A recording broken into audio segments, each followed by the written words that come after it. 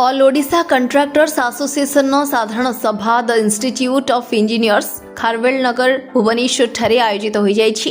विभिन्न जिलूर 400 रु ऊर्ध्व कंट्राक्टर माने ଏହି ବୈଠକରେ ଯୋଗ ଦେଇ ତାଙ୍କର ଜିଲ୍ଲାରେ ବିଭିନ୍ନ ଅସୁବିଧାର ସମ୍ମୁଖୀନ ହେଉଥିବା କହିଥିଲେ।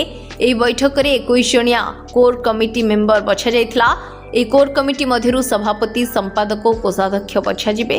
Anil Kumar Mahalik president all Odisha contractor association. आज गोटे जनरल बॉडी मीटिंग होइतला कोन गृहीत होला डिटेल्स आमर साधारण सभा आज गोटे अनुष्ठित होईछि। एथिरे आमर वार्षिक सब कार्यक्रम रहिछि। एथिरे आमर कोर कमिटी रो मेंबर मानको बछा हबो। कोर कमिटी मेंबर तोरा प्रेसिडेंट सेक्रेटरी कहबे बोले जनरल बॉडी मीटिंग है साधारण अधिवेशन।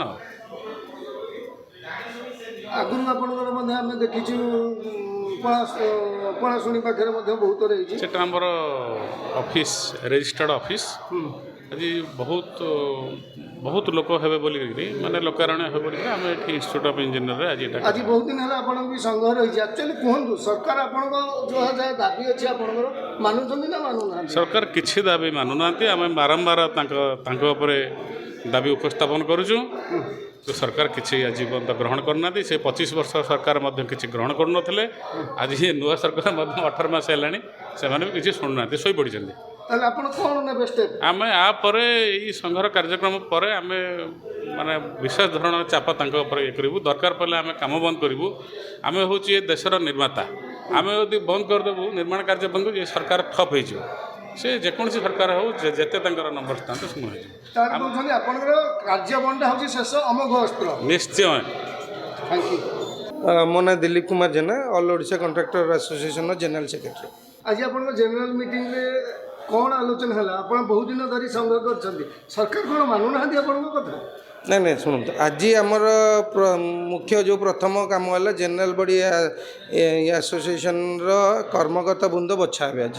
तो आज आम 20 जन कमिटी मेंबर आज आम बछा हे तन्मध्यरु प्रेसिडेंट सेक्रेटरी ऑफिस बियर जो रही भितर सिलेक्शन हम आउ मुख्यतः नुआ जो बॉडी फॉर्म हम से माने सरकार पाखे कौ दाबी उपस्थापन करेंगे से विगत सरकार कथा आमर शुणलानी यही सरकार आसियार 2 वर्ष हो गलानी। यही सरकार गोटे काम कौन कर जो बड़ कम गुरा क्लब अप करके बड़ काम करदौला जहाँफल अण ओडिया कंट्राक्टर बाहर आसिकी काम नौले ये सरकार सेटा को टिके कम करछि। ओडिया माने जो कंट्राक्टर भाई से बहुत हेल्पफुल होती आउ किंतु अन्य दाबी गुरा जमी 14.99 लेसटा उठे पारे आज पर्यंत शेड्यूल ऑफ रेट आम 2022 आज पर्यंत 2025 हो गला नुआ शेड्यूल ऑफ रेट है स्टैंडर्ड बिडिंग डॉक्यूमेंट आज पर्यंत फाइनल कर पारानी सबू जिते भी क्वेश्चन आम पचारू मंत्री को कि सेक्रेटरी को आमको आंसर मिलूँ सबू चली भितर बाहर जीव ये भितर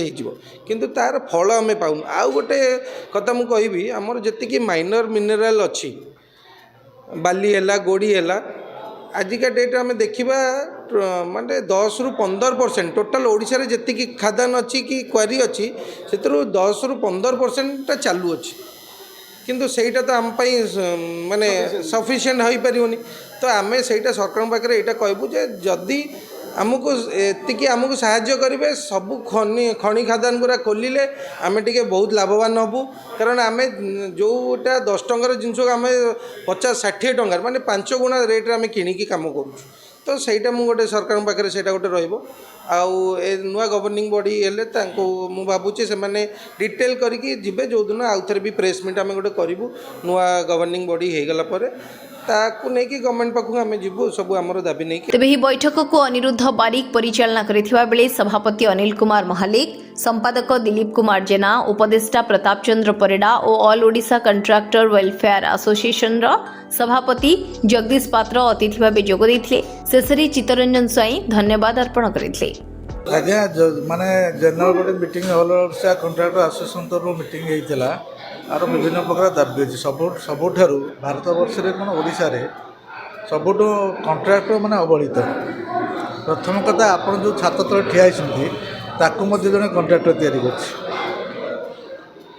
कर निर्भय ए बिल्डिंग पशुंट निर्भय माने आप किसी भावी ना बुझिपारे किंतु कंट्राक्टर मैंने आज अवहेलित सरकार ये कंट्राक्टर बाबद किसी शुणापी राजी नुहति ଏବଂ ଆଜି ମନେକର ଆପଣଙ୍କ 2 କୋଟି ଟଙ୍କା ଟେଣ୍ଡର ହେଲା, ମିନେରାଲର ଆଲାଉ ନାହିଁ, ବାଲି କେଉଁଠି ବନ୍ଦ ତ କେଉଁଠି ମିନେରାଲ ବନ୍ଦ, କେଉଁଠି ଚିପ୍ସ ବନ୍ଦ, କେଉଁଠି ଗୋଡ଼ି ବନ୍ଦ, କଣ୍ଟ୍ରାକ୍ଟର ମାନେ ଏଇଭଳିଆ ଅବହେଳିତ ଅବସ୍ଥାରେ ଅଛନ୍ତି। ଆପଣ ଭାବୁଛନ୍ତି ଏଇଟା ସରକାରଙ୍କ ସମନ୍ୱୟର ଅଭାବ ବିଭିନ୍ନ ବିଭାଗର ଅବହେଳା କାହିଁକି? ମୁଁ ଜଗତସିଂହପୁର କଥା କହୁଛି। ଜଗତସିଂହପୁର କୁଜଙ୍ଗ ରାହାମା କୁଜଙ୍ଗ ସବ୍ ଡିଭିଜନ ଅଣ୍ଡରରେ ଯେଉଁ ଟେଣ୍ଡର ମାନଙ୍କ ହେଇଛି, ସେଠୁ ଯେଉଁ ଏଷ୍ଟିମେଟ୍ କରାଯାଇଛି ବାଲିଘାଟର, ସେ ବାଲିଘାଟ ଗଭର୍ଣ୍ଣମେଣ୍ଟ ସିଜ୍ କରିଛି। ତ କଣ୍ଟ୍ରାକ୍ଟର କାମ କେମିତି କରିବ? ଯଦି ଇଓଟୁ ଲାଗିଗଲା, ଆଡ଼େ ଇଓଟିର ପେନାଲ୍ଟି କଣ୍ଟ୍ରାକ୍ଟ ଦେବାକୁ ବାଧ୍ୟ ଆଜ୍ ପର୍ ଡିଟିସନ୍ କ୍ଲଜ୍ ଅନୁସାରେ। ସରକାରଙ୍କ ଏ ବିଷୟରେ ଅବଗତ କରିଛନ୍ତି? ବହୁତ ଥର ଅବଗତ କରାଯାଉଛି, ଆସୋସିଏସନ୍ ତରଫରୁ କରାଯାଉଛି। ବିଗତ ଦିନରେ ଯଦି ସରକାର କଣ୍ଟ୍ରାକ୍ଟରମାନଙ୍କର ଆସୋସିଏସନ୍ ବାବଦରେ ଦାବି ବାବଦରେ ନ ଶୁଣିବ, ବିଗତ ଦିନରେ ଆମେମାନେ ରାଜରାସ୍ତାକୁ ଓହ୍ଲାଇବୁ। ଆଗାମୀ ପଦକ୍ଷେପ ଆପଣଙ୍କର କ'ଣ କହିବେ? କଣ୍ଟ୍ରାକ୍ଟର ଆସୋସିଏସନର ଯେଉଁ ବେନିଫିସିଆରୀ କ'ଣ ରହିବ ଆଗାମୀ?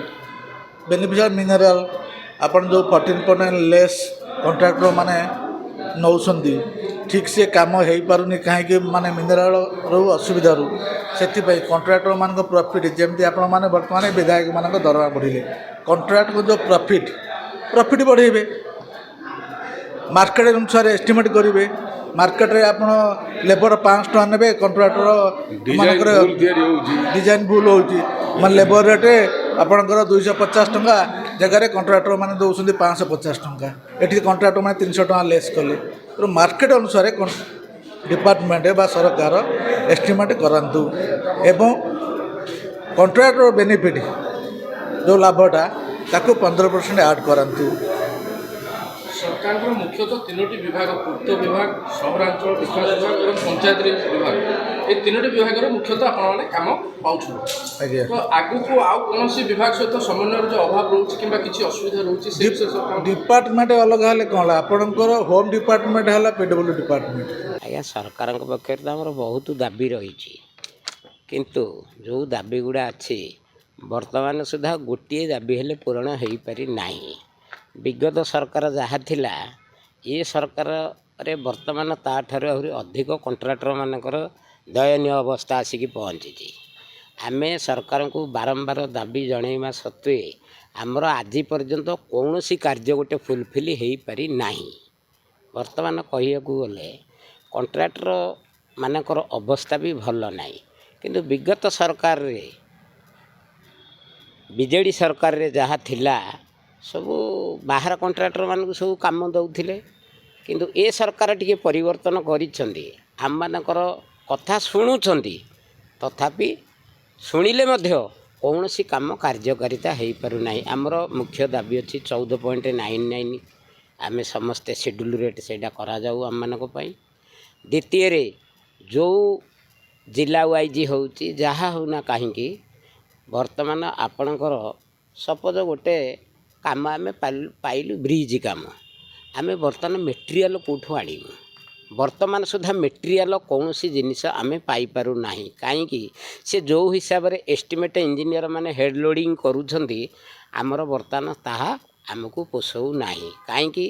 ସେଇ ସପୋଜ ଉଦାହରଣ ସ୍ୱରୂପ ଭୁବନେଶ୍ୱରରେ ଗୋଟେ କାମ ହେବ, ତାପଙ୍ଗରୁ ଗୋଟେ ଆସିବ ମେଟେରିଆଲ ଚିପ୍ସ, ସେ ଦେଖିଲା ବେଳକୁ ସେ ଏମିତି କାମ କରିଛନ୍ତି ଯେ ଇଆଡ଼େ ସେପଟେ କ୍ରସର ବନ୍ଦ କରିଦେଲେ, ଇଆଡ଼େ ଗୋଡ଼ିଆ କାଟଣୀ ଗୋଟେ ଏପଟେ ପାଣି କୋଇଲି ପଟୁ ଆଣିଲା ବେଳକୁ ସେପଟେ ଅଧିକା ପଡ଼ୁଛି।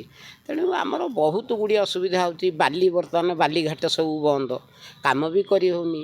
ଚୋରାରେ କିଏ କେଉଁଠି କ'ଣ ଗୋଟେ ବାଲି ଟ୍ରିପ୍ ଆଣିଲେ ମଧ୍ୟ ସେମାନଙ୍କୁ ବି ଧରା ହେଉଛି। ଠିକ୍ ସେ ବାଲି ମିଳୁନି, ଚିପ୍ସ ମିଳୁନି, ମେଟେରିଆଲ କୌଣସି ପଟେ ଆଭେଲେବୁଲ୍ ହୋଇପାରୁନି। ଇଆଡ଼େ ଥାଇକି ଘୋଷଣା କରୁଛନ୍ତି କଣ୍ଟ୍ରାକ୍ଟରମାନଙ୍କ ପାଇଁ ଆମେ ସବୁ ସୁବିଧା କରିଛୁ।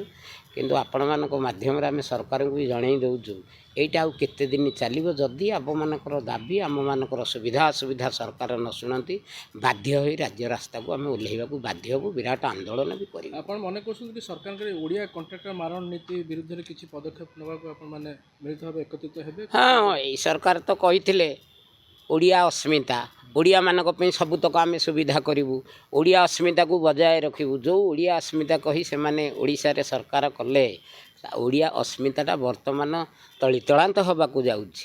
विगत सरकार जहाँ थिला अणओडिया लोक मानू धरिकी सब काम करुले किंतु आम एमाने ओडिया ना कहीकि ओडिया मानू भल कहीं एभली अवस्था है आपण मैंने भावुं आम सरकार कहीं भावुं आम कंट्राक्टर मैंने से पारिवार नुहति कि सेमती क्षमताशाली नहांती जहाँफल से बाहर आनी काम कर आपण मैंने सेमती विरोध प्रदर्शन करवा हो कि गोटे प्रकृत प्लाटफर्म आपण मैंने जमी सरकार पाखे गोटे निजर उचित विरोध प्रदर्शन करवा दरकार सेटा हो पारना जहाँफल एमती आप अणदेखा कर उचित आमर पूरा से जिनसटा हवापाई बर्तमान समस्ते एकजुट होचु आउ किछि दिन पर विराट बड़ आंदोलन भी करूँ आम दाबी पूरण नहला पर्यंत आम बर्तमान समस्ते एकत्रित हेले आहरी भी हेबे आज ऑल ओडिशा कंट्राक्टर एसोसिएशन बसी काली जिला वाइज की जाइकी सबू निर्वाचन मंडली भी बुलू किंतु ए सरकार बड़ बड़ कथा कहते किंतु काम आमर कौन जिनस करदेना तेणु बाध्य होई राज्य रास्ता को ओह्लैया पड़े। Bhubaneswar Anshuman Sahu report Times on Odia.